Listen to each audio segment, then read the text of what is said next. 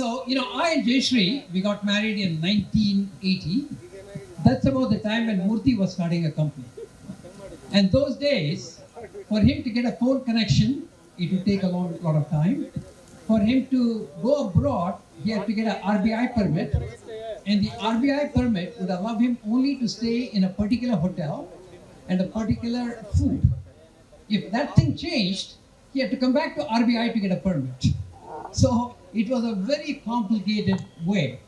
But in spite of that, he just continued to build the company brick by brick.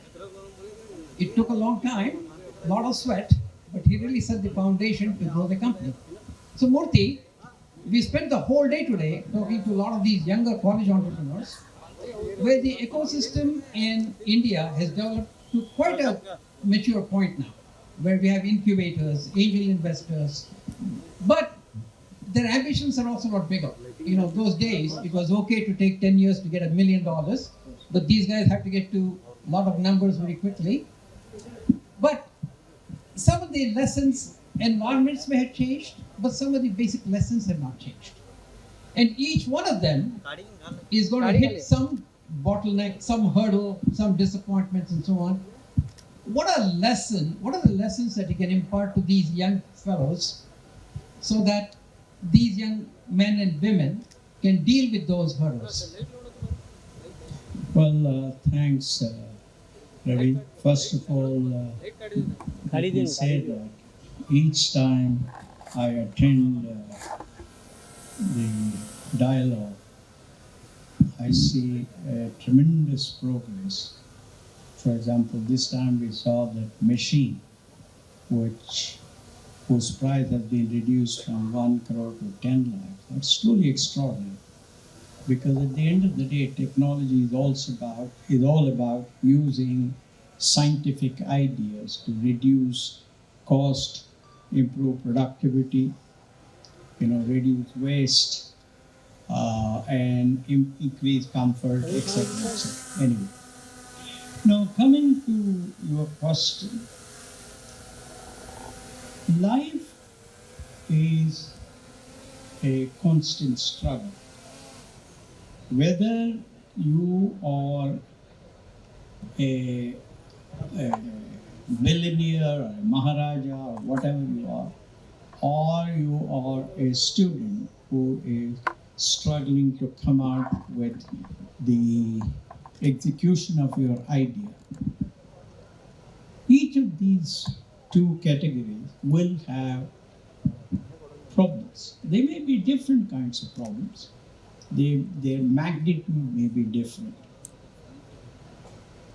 But what is important is, having gone through a lot of problems in our life, right from 1981 till as late as 1999 when we got listed on NASDAQ,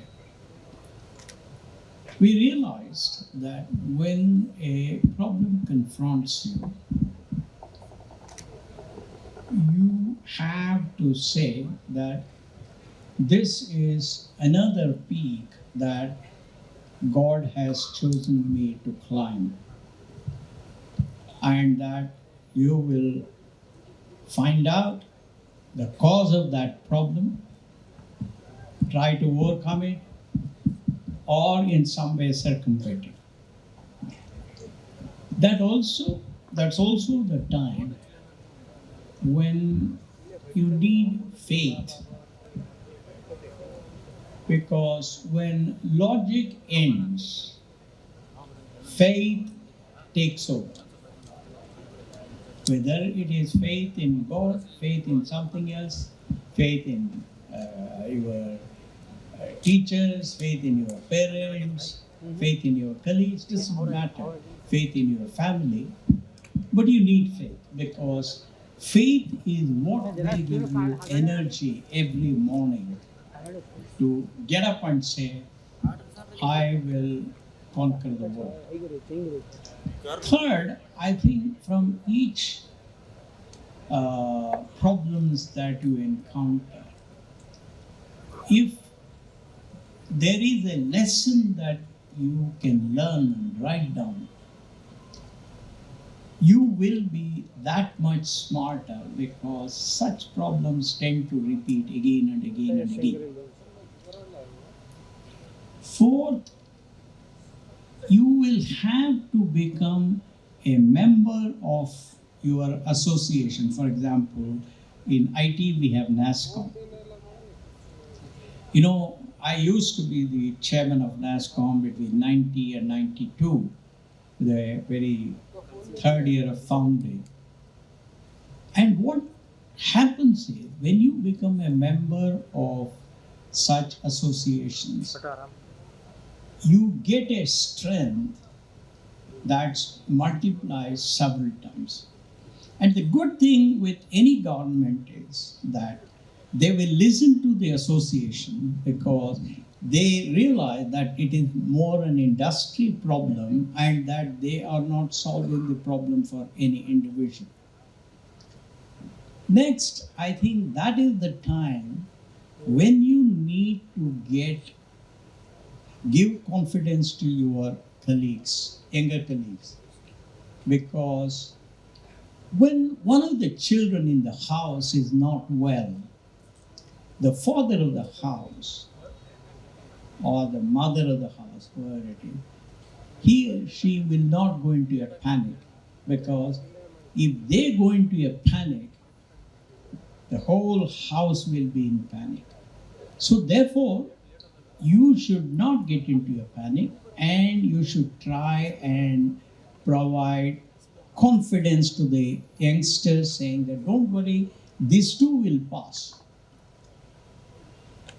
And finally, I think if it is such a problem which there is no solution, the best thing is, as I did, that is what we call, if there is a structural problem in your idea. For example, when I first started Softronic, I realized when I went to various customers in Pune that there were very few computers, nobody was interested in software applications.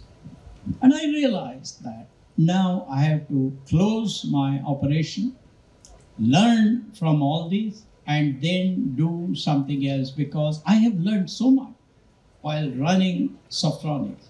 So that's when I decided we will focus on the export market.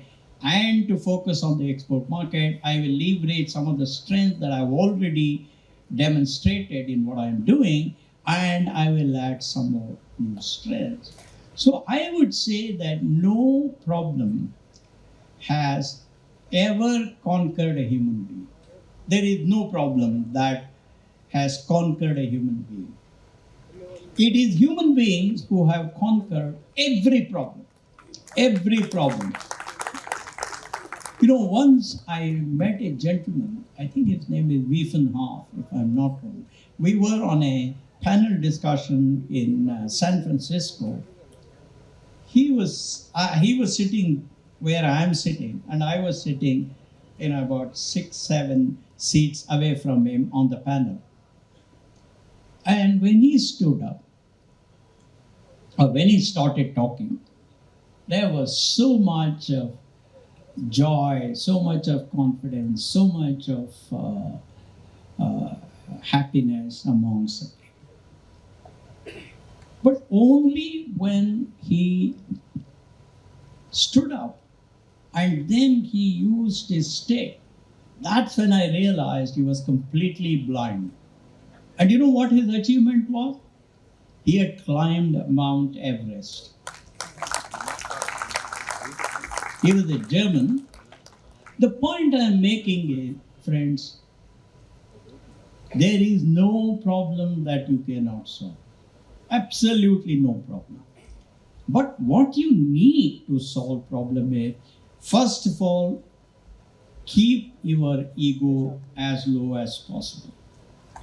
There is a saying, which my friend Bala, of course, Ravi knows him well, and he used to, now he's no more. He said, either your ego goes or you go. So there is no place for ego in entrepreneurship. You should be open to learn from anybody who has an idea for solving it. Of course, for everything you would say, I want ideas only in the next 4 hours or next 2 days, that kind of stuff. So don't ever get overcome by fear. As one of the presidents, I don't know if it was Franklin D. Roosevelt, who said, I think it was John F. Kennedy. He said, the only thing you have to fear is fear itself. So please don't worry about it. Seek the help of, get confidence from your parents, your spouse, your colleagues, your teachers, whatever it is. Also should realize that extraordinary ideas can come from situations or from people or contexts that you never thought would be possible. So therefore, I don't want you people to worry about it. We have all faced it. There is no human being who has not faced a problem. And all that we need to do, I don't know how many of you know when the first, the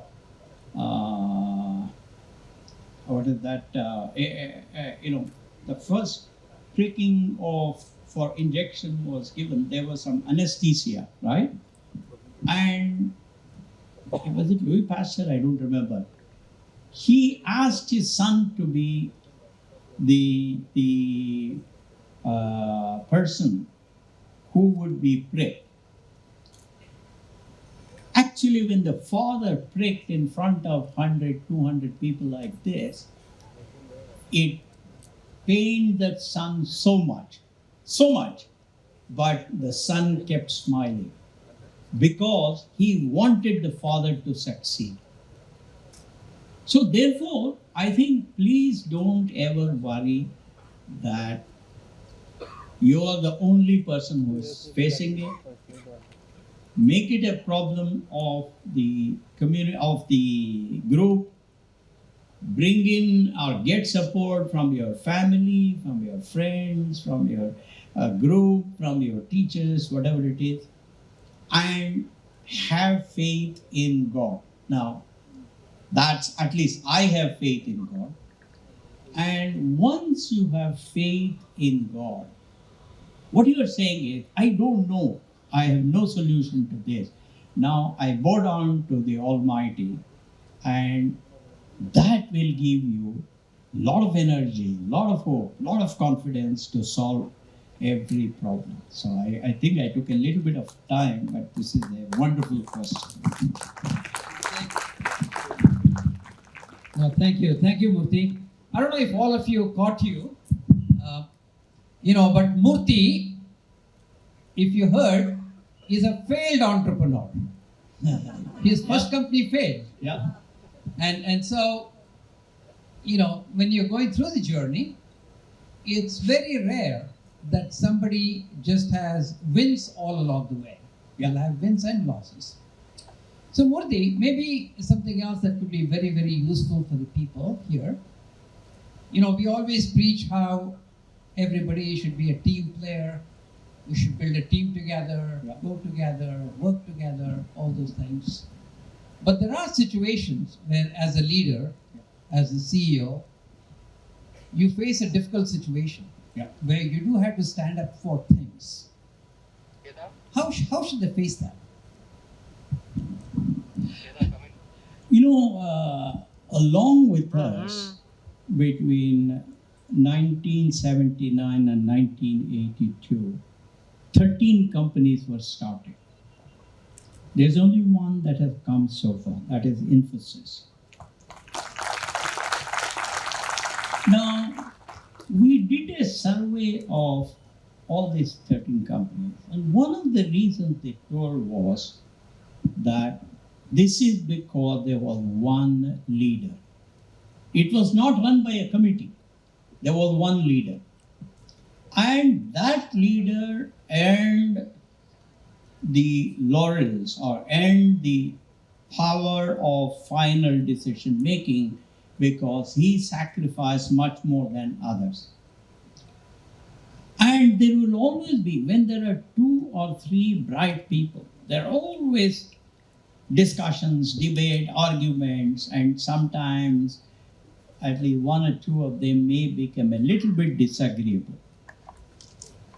But that is the time when the leader says, look, let us look at the data of this issue and let us decide purely based on the data, not on who said it, whose idea it is, all of that.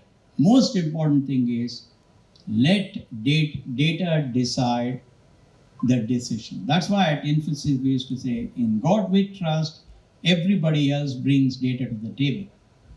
So the good thing at those situations is, even those whose idea is not accepted, let's say that there are 5 people discussing and 3 people have one idea, 2 have another idea, and you are the 5th guy, you have to take the decision.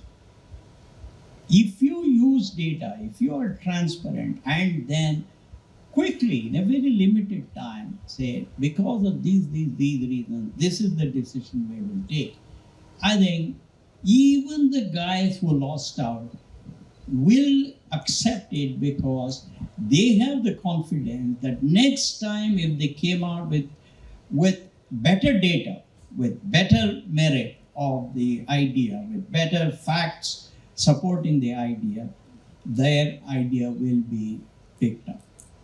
So I would say that practicing to use data and facts in deciding decisions quickly, you can't take too much time, in a team is the best way. And finally, leaders have to lead by example. The reason why Mahatma Gandhi was perhaps the greatest leader India has produced, or in some way world has produced, is because he led by example. He insisted on traveling by 3rd class.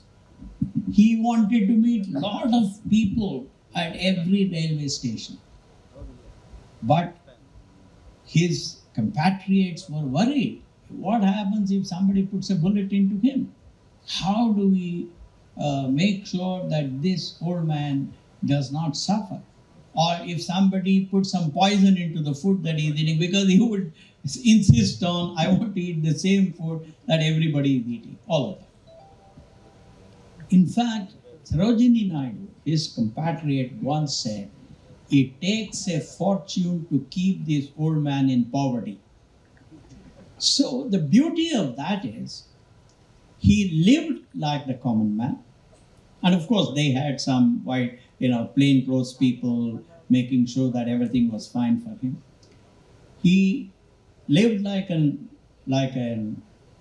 ordinary man. I don't know how many of you know, when he went to England for the Round Table Conference, King George V wanted to meet him. So he was wearing a loincloth and just, I think, one shawl or something, because it was too cold then. Then when he went to meet King George V and he came out, the BBC, I don't know, BBC, but some journalist asked him, "Oh, did you go in this dress? Was this dress sufficient to meet the emperor?" He said, "Don't worry, emperor has had enough clothes for both of us." So I think the reality is that as a leader, lead by example. That's how you build trust. That's how you build confidence. And that's how everybody will say, if this idea is good enough for him, it is good enough for us too. and be transparent, use data and facts to sort out issues, and listen to everybody within give them only 5 minutes if you need, if you have to take the decision in an hour or something. But nobody should feel that he or she was left out of that decision making. At least this is what I have tried. In fact, even Bill Gates once told me, I'm a little bit surprised that you're 6 people. He says, this is unheard of. 6 people coming together and working together. The 7th one was there, but he left after 10 years. For some other reason, he left warm Bangalore to live in cold Chicago. That's a different issue. But the remaining 6 were there for 30 years. And that is extraordinary. That has not happened anywhere else in the world. And so therefore, whatever I am telling is purely from my experience. Desh may have some other experience, you people may have some other. But the reality is that the best way to keep people happy and confident is they should not lose their self-esteem. And in order to ensure that they don't lose their self-esteem, you have to use data and facts for decision making. You have to provide opportunity for everybody to say whatever they want, however little time you give. And once the merit of the data decides that decision, it is completely dealing from individuals. I know a lot of you started at 8 o'clock in the morning, so you've been at this for almost 12 hours. So I don't want to keep you too long, but maybe I'll ask one last question. Murthy, what role does empathy play in entrepreneurship? Empathy is extremely important in building relationships, in building trust. I still say that my Jayanagar doctors are the best in the world. You know why? The reason is, I have some very famous doctors that I know in the US, orthopedicians, oncologists, many of them. But one thing I have found with Indian doctors, at least in India, I don't know too many outside India, is this, that they make you feel comfortable first. They give you confidence. They share in your pain. Not physically, but in words. They say things that will give you confidence. They'll say, don't worry, I'm here to solve it. Whether it's Dr. Praveen Murthy, who is a very famous eye surgeon, 4th or 5th generation eye surgeon. His great-great-grandfather was trained in the UK in 18 something, and they've all his children, grandchildren, great-grandchildren, all of them have been eye doctors. He's one such. Similarly, I have another doctor called Sanjay Gururaj. And what I have found with them is, when I go to them with my problems, they try and make me forget the problem to the extent possible. Of course, they don't spend a lot of time. Second, they give me confidence. They make themselves part of solving my problem. That, in essence, is empathy. If you, as the leader, were to spend a little bit of time in making yourself a part of solving the problem of your colleague who comes to you, that colleague's confidence will grow. And if you say a few words of encouragement, hope, and confidence, then that person will already be feeling so much better. So I would say empathy plays a very, very important role in relationships, and you know, as I used to say, a leader is one who makes his people feel an inch taller in his or her presence. What that means is their confidence goes up, their happiness goes up, their joy goes up. So all of this happens because of empathy.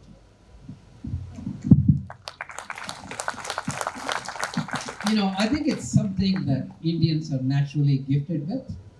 In fact, it's true in US too. That's part of the reason why Dr. Jeevana, who practices in Atlanta, her patients just love her. And you know, 10% of the doctors in US are Indians. And most of my American friends, they all look and search for Indian doctors.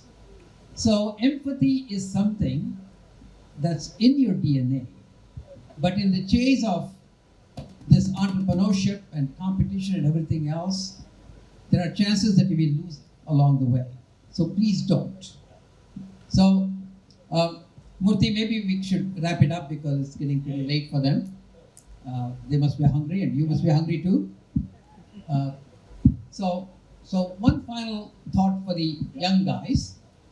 You know, a lot of them are, you know, once upon a time dropouts in colleges, starting companies.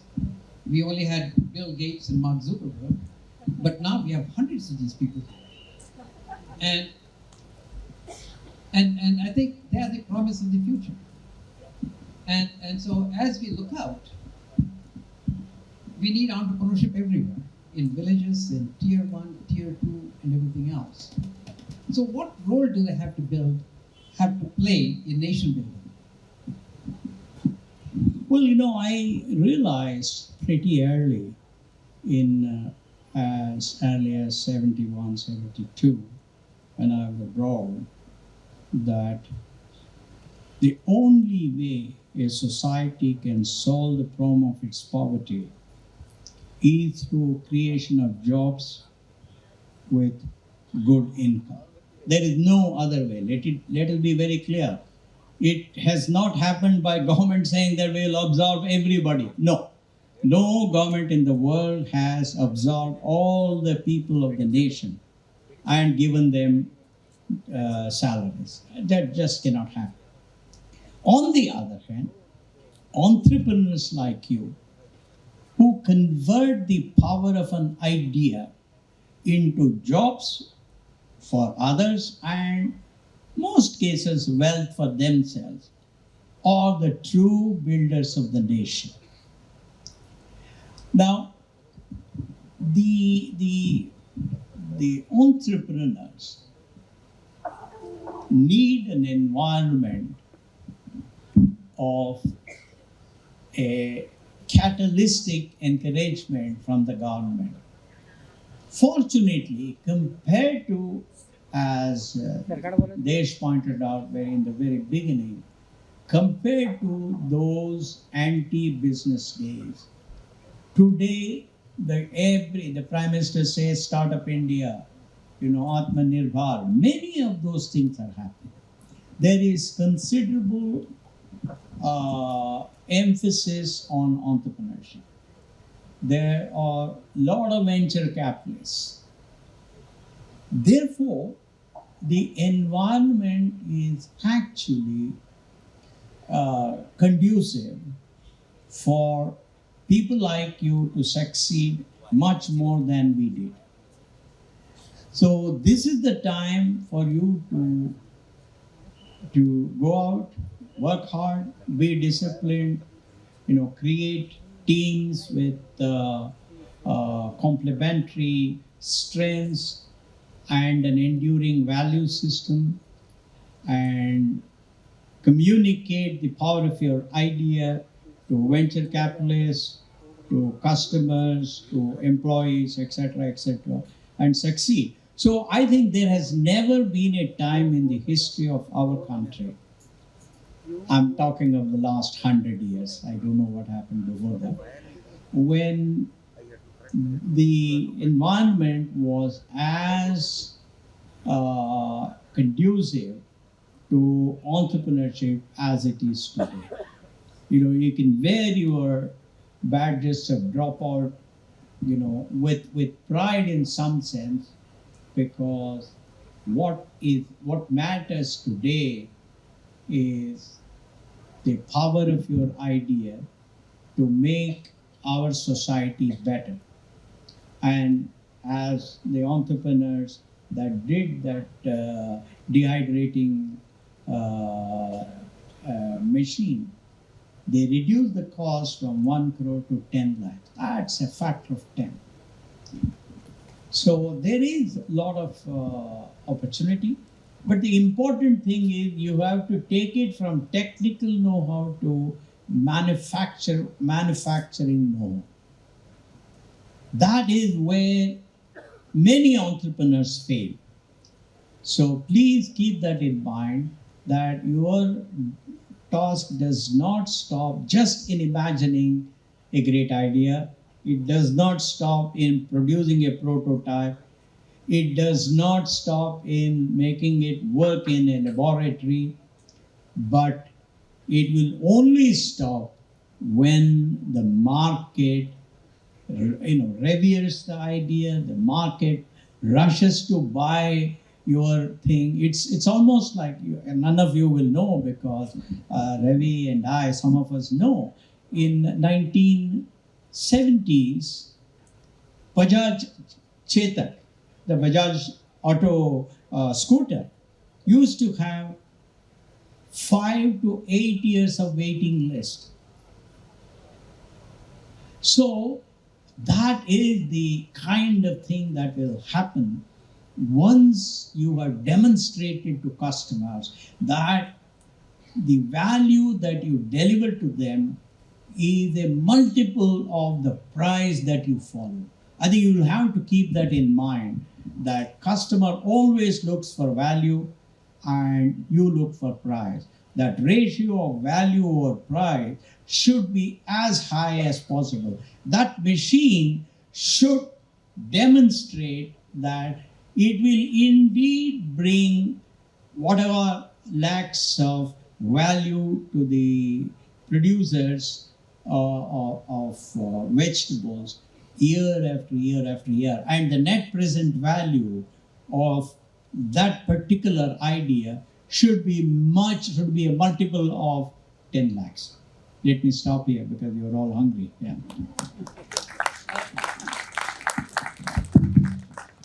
In spite of the flight being delayed and Murthy being on the road for such a long time, very thankful to you for coming here and spending your valuable time with words of wisdom. So let's give Murthy a standing ovation.